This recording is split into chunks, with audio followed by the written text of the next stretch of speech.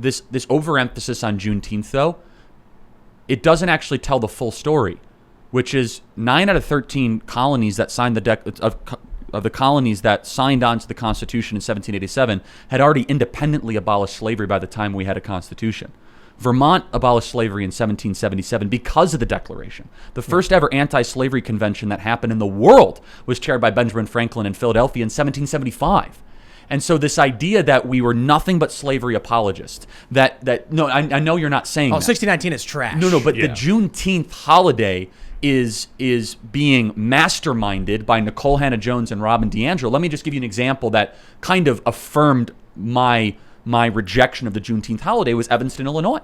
So Evanston, Illinois, they had a LBGT Pride Parade, a Juneteenth parade, and canceled their July 4th parade. Yep. And, so and they canceled July 4th for COVID or something, right? Mm-hmm. Yeah, that's a bunch of garbage. So this mayor, who I go back and forth, I grew up right down the street from, I know the type, right? He is the worst type of like upper middle class, double mask wearing while I shower liberal, right? Like get vaccinated 5 times or else you're the worst person ever. And so I said, okay, Mr. Mayor, then why don't you demand that there's a July 4th parade? Are you just like all of a sudden be like, oh, I'm not going to take a stance on this? He issues this long statement. Well, because for him, there's no moral difference between an LGBT Pride Parade and the July 4th. And for me personally, July 4th far transcends an LGBT Pride Parade. It's the direct line of why we exist as a nation. And so anyway, it was an ideological revolution as well as a political one. Totally. It was a bunch of people saying divine providence does not a executive make. You do not get to be the head of state simply because religion wills it or God wills it. Totally. And I don't mean to monopolize this, but as we're here this weekend on the Declaration, what's so amazing, when Thomas Jefferson wrote the Declaration, it was kind of a committee and Benjamin Franklin chaired the committee. First of all, the original draft of the Declaration of Independence, in Thomas Jefferson's own handwriting, he blames King George for bringing the sin of slavery to America. Thomas Jefferson, in the original draft, in his own handwriting. Now, it didn't make the final draft because they needed slaveholding states to obviously build a coalition to be able to fight a successful war against Britain. The Declaration starts super wide. When in the course of human events. So what does that mean? You run humanevents.com, yes. Will? He's making an argument that this document right here is about human beings' right to govern themselves. That's a big claim. That's not just some sort of like, we think we can do something better. It's like, you know what? The way we've been doing government is wrong. Then it gets very narrow. King George did this. King George did this. King George did this. Then it gets really, really wide. The widest you can be. We appeal to the supreme power, which is, of course, our creator. And it says earlier, laws of nature and nature is God. And it ends with, we pledge our lives, our fortunes, and our sacred honor. What does that mean? Those 56 signers of the Declaration, they were pledging it to each other. Now, out of the 56 signers, we know at least 8 of them were hunted down and killed in the months right after the Declaration. About 12 of them, I'm going to get my numbers wrong, 12 of them died in the war, and another 6 had their entire fortunes gone. So, I don't know if there's a meme going around saying those things. I think they may be a bit exaggerated. So I did a lot of fact checking on this, and it's like semantically true. Like, I think a lot of people were really gung-ho and said they were hunted down and killed, and it was like they started a war they got killed in. They weren't hunted down. Like you could be right. I mean, they signed it in Philadelphia in the middle of in the summer, which it was a port city against a naval power. So they knew that there was going to be some risk. It was the greatest military power the world had ever seen. Totally. They knew they were going to lose, actually. This is something Americans need to realize. The Americans were like, we're going to lose this war, and they were like, F it. I refuse to bend the knee. Wow. And then the French were like, we don't like the British either, so we're going to lend support to screw with them. And if it was not for the French intervention, America probably would not have won. Yeah, and I mean, Edmund Burke, who's kind of like the father of Western conservatism, him and Pitt, they tried to tell Britain not to wage this war because they said, look, we have more military might, but they have something we don't have. They have resilience. And they're going to run to the hills, and they're going to run to the rivers, and they're going to outlast us. It was kind of the first ever guerrilla war, right? Yeah. It was kind of why the Viet Cong were able to outlast us. It's why the Taliban was able to outlast us.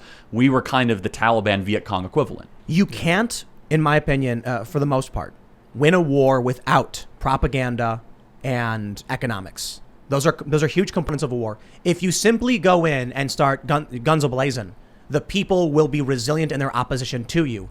You will need massive, massive military might. And that means boots on the ground to occupy street corners. The problem with the British was that they're thousands of miles away. And when they come and they occupy these homes and they ransack, it would make people angry and actually rally the cause in many ways of the revolution.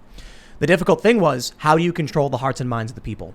So going back to the point about the signers and what they sacrificed, there are very serious ramifications. There's a meme that goes around where it lists everything that happened. I went through the list and I did some fact checking.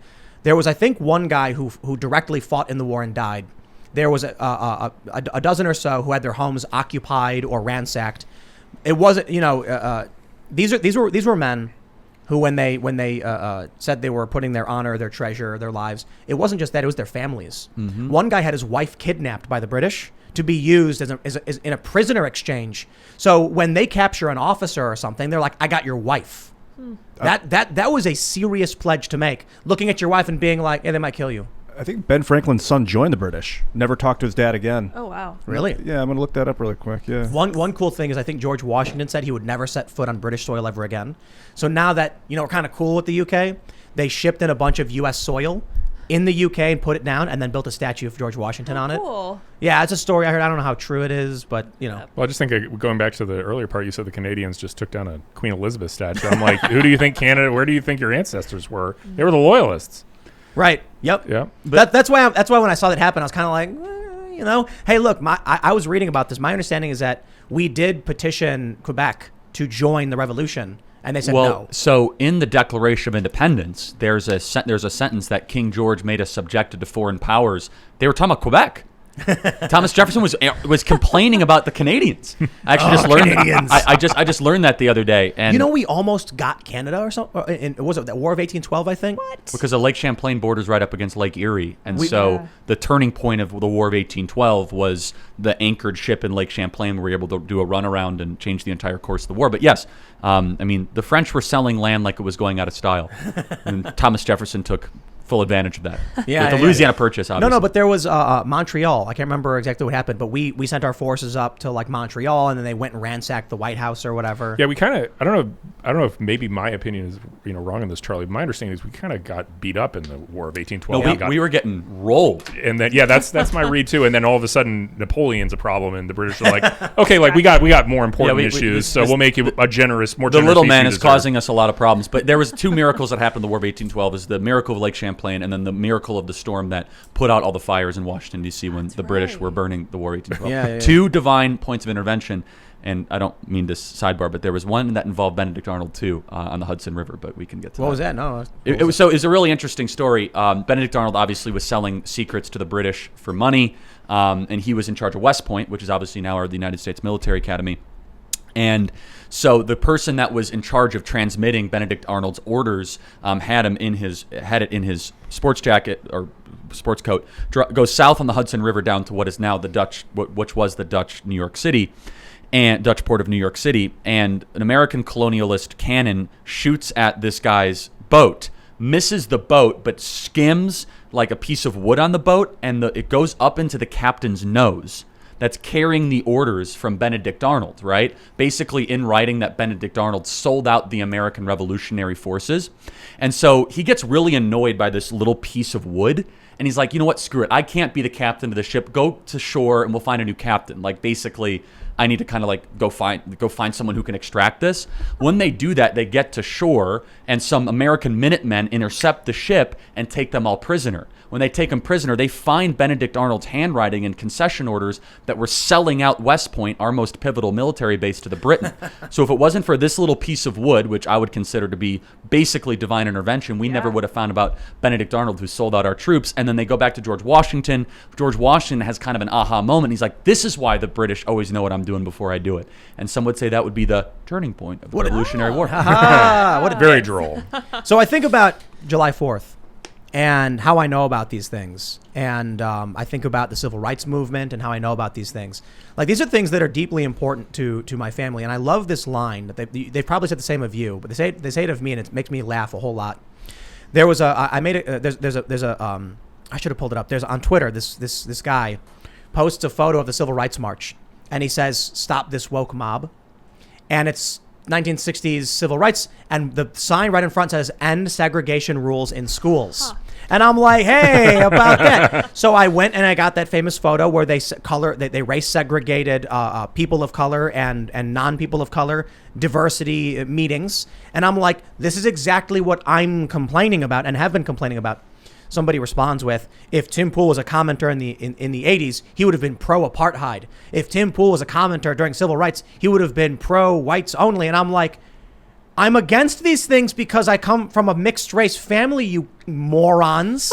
It is like, you talk about identity and you talk about racism and you talk about how people have this perspective based on their worldviews. And then when I straight up say it like, yes, these laws are bad because of exactly what you're saying, they say, not you. You'd support all the white people. I wouldn't be allowed to. What are you talking about? My family went through hell in those years. These people don't understand anything to do with the historical struggle and how America planted the seed, the founding fathers, to create a great nation where we were able to win civil rights, expand civil rights. Quite honestly, the greatest country on the planet because of the freedoms that we allow people, upward mobility, the American dream. You're not going to find it anywhere else. And let me just say one more thing. Identitarianism, which is the core of what the critical race theorists want, and the white nationalists, is the rule of law for the planet, 90-something% of it, and it has been the rule of law for humanity for every single year of human existence until 1964. We've had, 57 years of being like, okay, we're not going to base laws on race anymore, and they're trying to bring us back. Those people. Yeah. Just to complete the point, identitarianism was not present in the philosophical community of the founders until a man by the name of John C. Calhoun came along, who became kind of the philosophical father of American identitarianism. And John C. Calhoun was the vice president for John Quincy Adams and Andrew Jackson, and he made the argument that basically rights must be earned, that they are not unalienable, that you must go through a series of choices and decisions, and he said that blacks cannot earn them. And then his philosophical line goes straight to Nathan Bedford Forrest, the founder of the KKK, and now the current ambassador is Nicole Hannah-Jones. It's funny how the Democrats are historically just... I love how amazingly it's such an easy meme for the left where they're like, oh, you're saying that the Democrats are the party of the Klan? Well, the party's switched. And I'm like, I don't know what that means. Never happened. What does that even mean? They're the party of like tribal morality. That's so true. And so one example, I don't know if we've talked about this recently, but you probably talked about it a few months ago. Do you remember that video of, it was a police shooting where the policeman shot the girl who was about to stab the woman? Yes. You remember that? And Crowder how many? That was in North Carolina. That was in North Carolina, right? And remember that like a huge number of Black Lives Matter activists, some of the were out there trying to say that that wasn't a justified shoot, right? As though it were. And I was like, this blew my mind. And I don't know if it just is amazing that somebody could advocate that. But I really, I read a really good book, The Weirdest People in the World, and it talked about kind of how our morality is actually historically very strange, right? The idea of kind of a universal morality as opposed to one that is like is more localized, where you tribalist, you value your relationships. Like for example, you ask the question like, would you perjure yourself to get your brother off a charge? And if you ask that in the United States, people are like, of course not, we wouldn't do that. But if you ask that like in other places, people are like, of course I would. How would I be disloyal to my brother? It's a different type of morality. Right. And so like both, the white nationalists are trying to say tribal morality, right? Focus on us, over other people. Black Lives Matter saying like this, children fighting with knives is an internal dispute and you, an outsider, shouldn't even take part in it, right? Like, that's what this is. It's like a return to tribal morality. I agree with their message. I mean, look, I think that story was an absolute tragedy. Mm-hmm. This cop runs in trying to save lives, sees someone pull a knife. He does what he tries to stop a violent assault. I mean, that cop must have been... I'm sure he went through some very serious trauma when he realized like she was the one who called for his help, and he comes in and he doesn't know what's going on. There's a lot of instances where, sure, you have cops who do stupid or bad things. And there are a lot of instances where there was one video recently where a cop shoots a guy and then immediately falls to the ground. This like 220-pound thick guy, clearly in his 40s, starts bawling his eyes out that he just shot somebody, and he's shaking like he just killed a man. He knows it. They act like these cops are machines. But to the point about the tribal morality, if there's a community of people saying, don't come police, then I simply say, okay, We have a right to self-governance, right? If a community says we don't want cops in this neighborhood and we want to solve our disputes with knives, the police should respect the community, right? I mentioned that there was a story out of New York. That's libertarian stuff. We're conservatives. Oh, for sure. Let's argue. Let's argue for sure. But let me make one more point. There was that story out of New York where the woman ran up to the other woman and put a bullet in her head. Yeah. 2 black women. Where were the marches of Black Lives Matter? Where were the calls for justice? Where were the vigils? The activists of Black Lives Matter and the high-profile individuals didn't care when there was an internal dispute in the black community in New York that resulted in death. And my response is, they clearly don't care about this. Why should we impose our will on them? So, right. So let me just say, a lot of people are starting to say this. And the danger is then, well, was Dwight D. Eisenhower wrong to mobilize the National Guard to desegregate Southern schools? Mm-hmm. It's a tough question, isn't it? Because I'm not saying desegregating schools. I'm like, yeah, that was good. I mean, I literally just said my family went through civil rights. No, I know, but how are you to tell the white Southerners that they can't govern themselves? I know. You got me. Yeah, we need to enforce our laws. Yeah. Right. But I will stress the point. When I'm saying don't send the police in, I'm not principally and literally saying, all right, no, I'm trying to make a point that if these people. Oh, I hear you. Yeah, right. A lot of people are saying like, you hate us, the police structure so much, then go take care of your own affairs. Mm-hmm. That is a tempting thing to believe, but the extrapolation of that belief ends up into hundreds and thousands of city-states where we no longer have a common tie to our fellow countrymen. Therefore, the promise of the Constitution and the Declaration gets invalidated. Let me ask you a question. So, desegregation of schools, the National Guard comes in, and you are saying it was a good thing that was the right thing. I think it was a moral thing to do for Dwight D. Eisenhower to mobilize the National Guard, and George Wallace backed down. If there is a florist who refuses to provide services to a gay wedding, should the courts get involved and force the florist to do it? It's a great question, and it's a completely separate issue. It's similar, and it feels similar, and it's because religious choice is directly protected in the First Amendment in 2 different things: the Establishment Clause and the Free Expression Clause. Racial discrimination is not. Now, so the courts have articulated what a religious test is. So some people say, well, my religion allows me to be racist. The courts have not upheld that ever, right? So, for example, the court case that continually comes up is this Colorado baker, right, who just is getting sued again, by the way, is that he has a business that requires an application process. He has a deliberate action where he has to make a good, and he feels that homosexual marriage is in direct contradiction to his scriptural belief. Does he have the right to say, I don't want to do this, you have to go to another baker? And we say, of course. I mean, that is a very specifically... Go ahead. Just a real quick point. He wasn't denying them service. He was denying to say a certain thing on the cake. That's right. It was speech. It was compulsory speech. Yeah. That's exactly right. That's why he won, I believe. Mm-hmm. He won, but he just lost another appeal. Yeah. They've sued him 6 times. I've met him. He's like the sweetest guy. And so this is another important point, though, is that when they can't win in the courts, the process becomes the punishment. Right. So they're not going to put this guy in prison ever. Instead, they're going to put him through a 20-year open-year prison of millions of dollars of legal fees, names in the newspaper, his business basically on the verge of bankruptcy. At that point, the process becomes the punishment. But your question's a good one, right? Which is, well, what's the difference between racial discrimination and the reintegration of schools and the bakery? Number one, the bakery is a private establishment and it's not technically bound by the First Amendment. So that meaning that baker is allowed to have some form of conscience and different of opinion, where a public school system has to be somewhat viewpoint neutral and accepting to every single person in that local area. With that being said, the courts have added a tremendous amount of nuance of what a religious test actually is. For example, there were some people that were coming out and they were saying, like, my interpretation of Christianity says I don't have to serve black people. The courts knew that was not an argument made in good faith, and they dismissed that kind of lawsuit. That's why we have prudence, practical judgment, right? Whereas we can see with the baker in Colorado that this guy had a legitimate religious tradition of a well-recognized church that was well-attended. You see what I'm saying? And the specific issue was he offered up to these men any cake. That's exactly right. That they wanted. So he was making a good faith offering. He would not write a message. Yeah. So he was trying to provide the service. Of course, I'll tell you something really funny. There was this bill, Ohio Religious Freedom Act, I think it was, when I was working for Fusion. Fusion, of course, was the Disney Univision company. When I worked there, they said they wanted to be edgy and all that stuff, and they got woke. There was a story that came out where every celebrity This is like a big red pill moment for me, for sure. Every celebrity was coming out saying this bill was anti-LGBTQ and all this stuff. And so we were like, oh, wow, what a story. And then we get like the editorial meetings, and they were like, wow, this story is, crazy. Look what they're doing. They're suppressing the rights of these people with with religious freedom bill. And so they were like, Tim, would you want to produce a video on this? And I'm like, yeah, let's do it. So I get this other, young millennial lefty, and we're like, all right, let's do it. Let's start doing the research.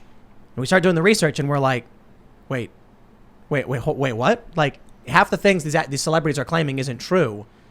We got really confused. So we go back to some of the other journalists. We started asking questions like, hey, we have the bill.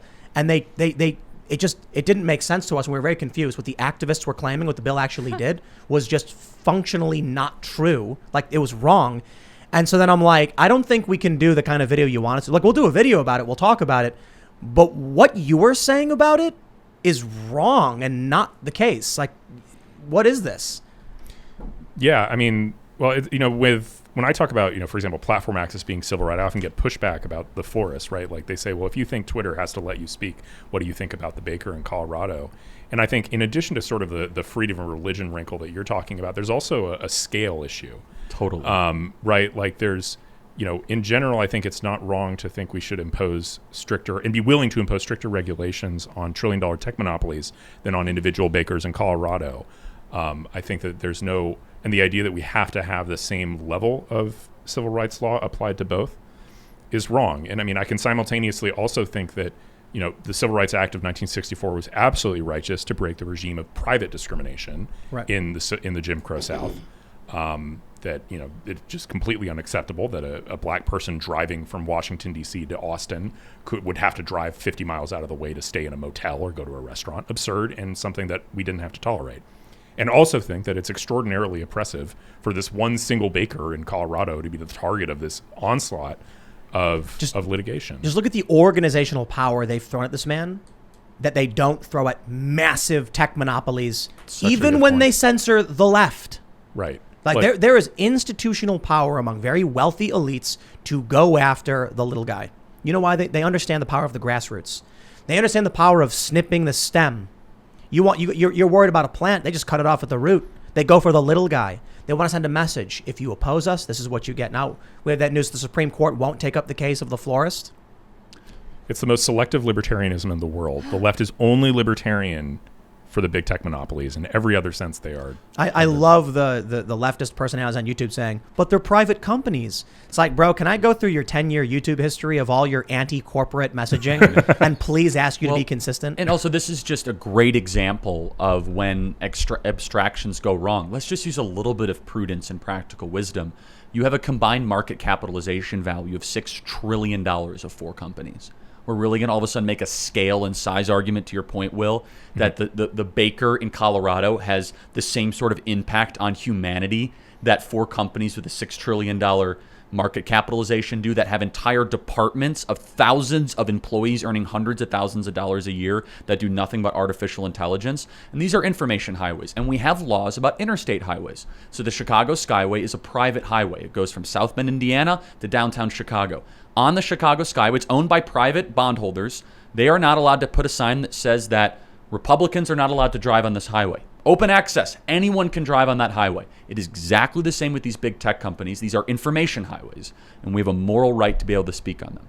I agree. Thanks for checking out this clip from the Timcast IRL podcast. If you want to see the full show, come back to this channel, youtube.com/TimcastIRL, Monday through Friday at 8 p.m., where you can leave comments and super chat, and we actually will read your comments on the show. Don't forget to like, share, subscribe, and if you want exclusive members-only content, segments you can't get anywhere else, go to timcast.com, become a member, and we even have full bonus episodes. Thanks for hanging out, and we'll see you all next time.